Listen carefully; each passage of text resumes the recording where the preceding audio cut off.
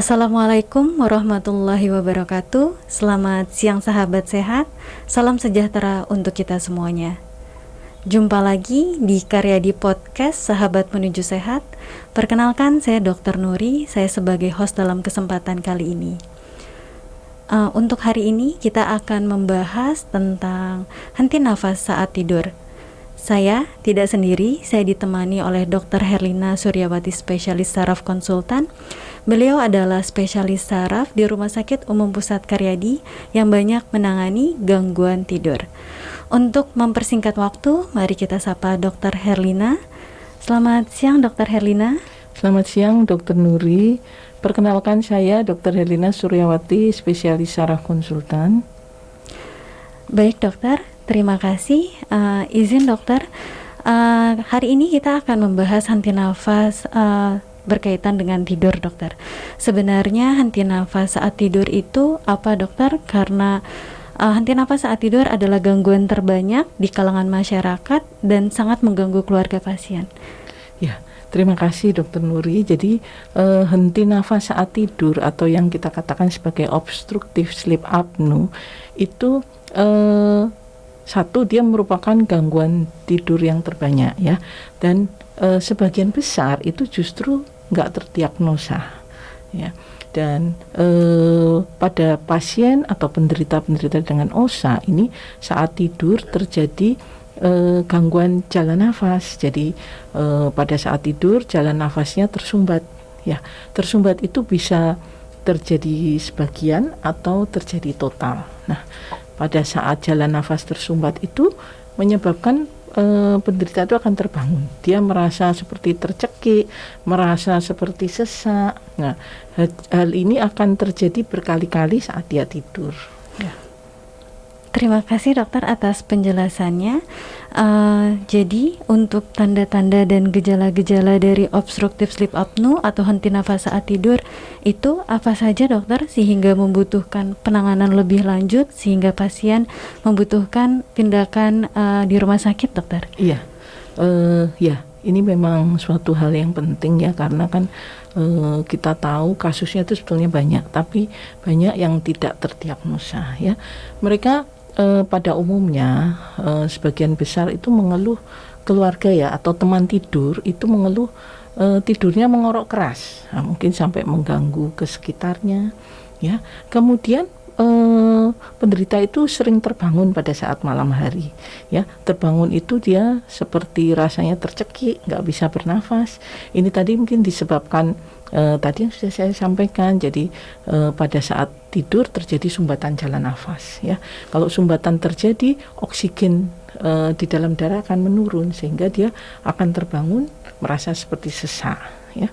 Dan pada saat dia bangun biasanya diikuti sakit kepala, atau siang hari itu dia mengantuk terus. Ini memang keluhan yang sering terjadi atau keluhan yang sering disampaikan pada pasien-pasien dengan obstructive sleep apnea.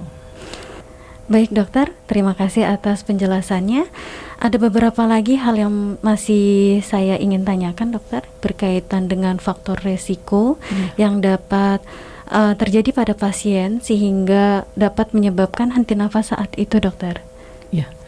Terima kasih Dr. Nuri. Jadi faktor resiko pada pasien dengan obstructive sleep apnea ya, yang pertama adalah berat badan yang berlebihan ya. Jadi orang-orang atau penderita OSA dengan berat badan yang berlebihan ini dia cenderung terjadi penumpukan lemak. Penumpukan lemak ini di daerah leher, sehingga menjadikan lingkar lehernya lebih lebar ya. Kemudian penumpukan lemak itu juga terjadi di perut ya. Kalau lingkar perut kita lebih lebar, ini dia akan mengganggu pada pernafasan ya. Yang kedua faktor usia ya, faktor usia. Jadi obstructive sleep apnea itu lebih banyak terjadi pada orang-orang usia yang lanjut, usia tua ya, di atas 50 tahun ke atas ya. Hal ini disebabkan karena pada usia-usia yang tua itu menyebabkan kelenturan ya pada otot-otot pernafasan ya, terutama otot-otot di daerah leher itu dia akan lemah ya, sehingga pada saat dia tidur pada posisi terlentang ya, dia otot-otot ini lemah, dia akan menutup pada saluran nafas ya. Itu tadi, penutupan itu bisa terjadi total atau penutupan itu bisa terjadi parsial. Ini yang menyebabkan pasien itu bangun kemudian dia merasa seperti tercekik ataupun dia mengorok keras ya. Kemudian faktor yang lain adalah jenis kelamin ya. Jenis kelamin ini terutama pada obstructive sleep apnea itu banyak pada orang-orang dengan jenis kelamin laki-laki ya. Nah, kita memang harus berhati-hati kalau menemukan kasus atau penderita dengan obstructive sleep apnea dengan jenis kelamin laki-laki. Kita memang harus menegakkan diagnosa, benar nggak ini suatu OSA ya. Faktor yang lain yang merupakan faktor risiko adalah adanya kelainan ya, atau struktur anatomi di wajah ya, di wajah itu yang ataupun di saluran pernafasan atau di dalam mulut yang berbeda ya, ada kelainan atau gangguan ya. Misalnya kelainan pada wajah ya, orang-orang dengan kepala yang lebih kecil atau katakan sebagai mikrosefali, dia lebih mudah atau lebih besar resikonya terkena obstructive sleep apnea. Atau orang-orang yang punya lidah yang besar, yang lebar, itu akan menutup jalan nafas. Juga kalau ada orang-orang dengan adenoid yang besar ya, misalnya pada anak-anak itu ya. Kemudian dengan tonsil yang besar, ini juga akan mengganggu pada saluran nafas ya. Jadi itu kira-kira beberapa hal yang merupakan faktor risiko yang sering timbul atau sering menyertai pada pasien dengan obstructive sleep apnea. Baik, terima kasih dokter atas penjelasannya. Jadi cukup banyak faktor risiko yang mendukung pasien ke arah obstructive sleep apnea atau henti nafas saat tidur. Yang ingin saya tanyakan lagi dokter, sebenarnya bagaimana cara mendiagnosis untuk obstructive sleep apnea? Apakah ada screening tertentu, dokter? Iya, ya terima kasih dokter Nuri. Jadi kalau kita mendiagnosis pasien yang kita curigai sebagai obstructive sleep apnea, memang pertama kita lakukan anamnesis ya. Kita harus menanyakan keluhan-keluhan yang disampaikan atau yang dirasakan oleh pasien ya. Pada anamnesis biasanya penderita dengan obstructive sleep apnea dia mengeluh atau keluarga mengeluh penderita ini mengoroknya keras ya. Mengorok keras itu bisa sampai terdengar oleh orang lain ya. Biasanya ini yang dikeluhkan oleh teman tidur ya. Kemudian disampaikan juga kalau penderita ini dia sering terbangun pada malam hari. Sering terbangun ini dengan keluhan seperti tercekik, sesak nafas segala macam ya, karena obstruksi jalan nafasnya ya. Kemudian pada saat dia terbangun biasanya penderita mengeluh sakit kepala ya, ada sakit kepala. Dan ini yang biasa kita temukan adalah penderita obstruksi sleep apnea itu dia dia mengantuk ya, dia sepanjang hari, siang, sore, malam tuh dia mengantuk terus ya. Nah, karena mengantuk itu kadang-kadang banyak terjadi kecelakaan lalu lintas ya. Pasien dengan OSA dia menyetir, terjadi kecelakaan ya. Kemudian dalam waktu yang dalam jangka panjang dia akan menyebabkan gangguan-gangguan, misalnya terjadi hipertensi ya, terjadi gangguan pada irama jantung ya, ataupun gangguan pada fungsi kognitifnya ya. Pasien juga mudah terjadi dia lebih sensitif ya, mudah marah segala macam. Itu efek jangka panjang dari suatu obstructive sleep apnea. Terima kasih dokter Dari penjelasan dokter, berarti untuk mendiagnosis pasien dengan henti nafas saat tidur itu tidak hanya dilakukan anamnesis sama pasien tersebut, tetapi juga perlu dilakukan aloanamnesis nggih dokter, bersama dengan keluarga pasien. Berkaitan dengan diagnostik terhadap pasien dengan henti nafas saat tidur, dokter, apakah sudah ada alat pemeriksaan khusus dokter dari Rumah Sakit Umum Pusat Karyadi untuk mendiagnosis OSA ini, dokter? Ya, mungkin saya perlu menambahkan lagi ya. Jadi dalam diagnosis itu selain kita bertanya keluhan pasien, memang dalam pemeriksaan fisik itu yang paling sering kita jumpai pasien dengan berat badannya berlebihan ya, kemudian kita harus menentukan lingkar lehernya ya, kemudian lingkar perut ya. Beberapa hal memang yang kita lakukan sebelum kita melakukan pemeriksaan khusus dengan alat yang ada di Karyadi ini, kita melakukan screening dengan beberapa kuesioner. Memang ada beberapa kuesioner yang khusus dipakai untuk screening pada pasien dengan obstructive sleep apnea. Jadi misalnya pasien kuesioner Stop-Bang ya, kemudian kuesioner severity scale, snoring severity scale ya. Nah, pertanyaan Dokter Nuri tadi untuk alat, memang pada pasien dengan obstructive sleep apnea itu untuk menegakkan diagnostik kita memang baku emas ya. Jadi diagnosa pasti itu dilakukan dengan pemeriksaan polisomnografi. Nah, di sini di Rumah Sakit Karyadi ini kita memang mempunyai alat untuk melakukan pemeriksaan pada orang-orang dengan gangguan tidur, termasuk salah satunya adalah pada penderita dengan OSA, yaitu alatnya polisomnografi itu. Ya. Terima kasih dokter atas penjelasannya. Berkaitan dengan diagnostik alat untuk OSA, berarti dari Rumah Sakit Umum Pusat Karyadi sudah menyediakan nggak ya dokter? Iya, alat ini sudah ada di Rumah Sakit Dr. Karyadi dan sudah beroperasi kurang lebih sudah 5 tahun. Berkaitan dengan alat diagnostik polisomnografi, selain untuk diagnosis OSA, dokter, mungkin ada penyakit lain yang mungkin bisa didiagnosis dari polisomnografi ini, dokter? Iya, terima kasih. Alat polisomnografi ini letaknya atau tempatnya ada di ruang kutilang ya. Jadi pada orang-orang dengan gangguan tidur itu memang ada beberapa yang kita indikasikan untuk dilakukan pemeriksaan polisomnografi ya, selain pasien dengan obstructive sleep apnea tadi ya.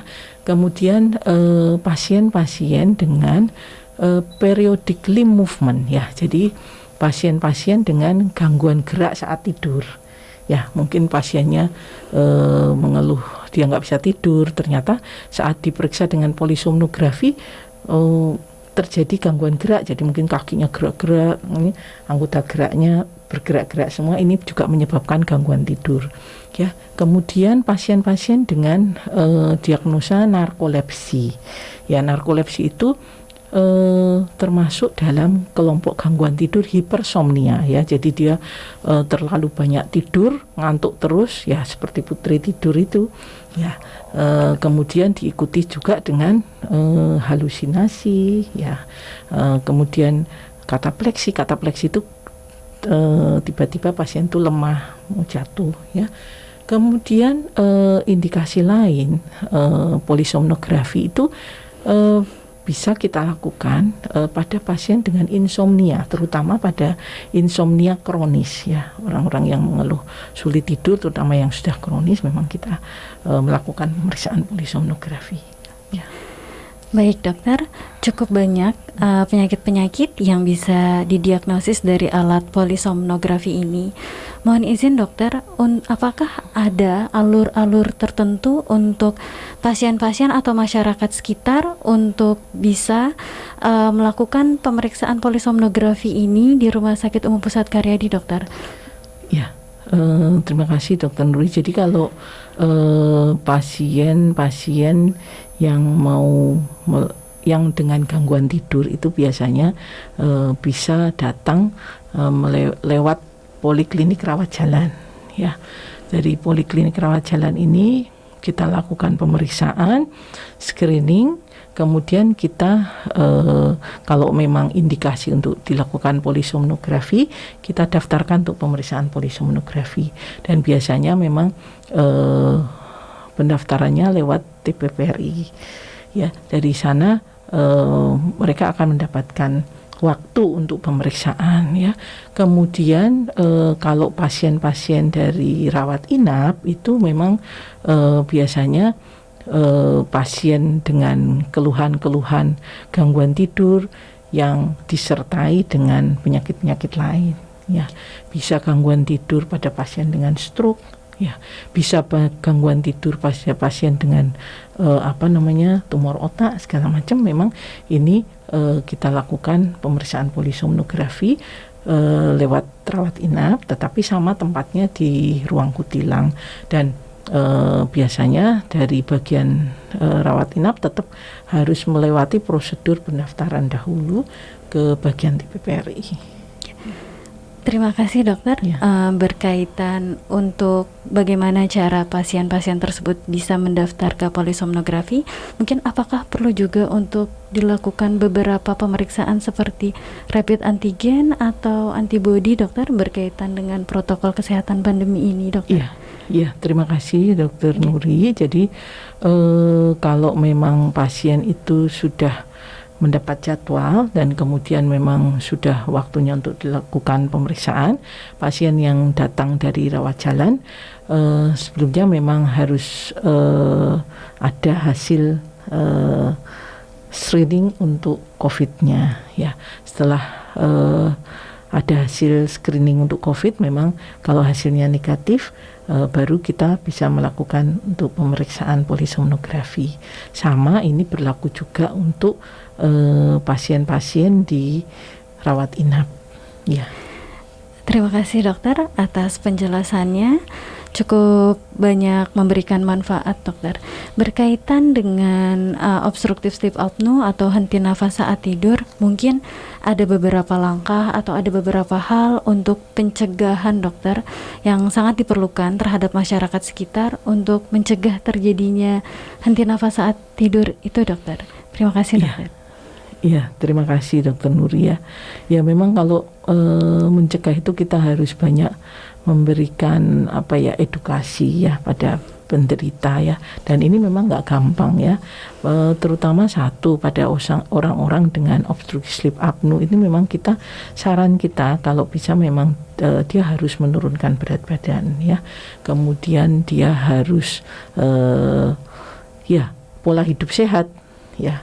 Berolahraga, makan makanan sehat ya. Kemudian hal lain memang untuk preventifnya memang biasanya kita sampaikan, kita edukasikan kalau memang dia obstructive sleep apnea untuk tidur itu tidak terlentang. Jadi diusahakan tidur itu miring ya. Jadi untuk mengurangi saluran nafas, otot-otot pernafasannya yang kolaps itu.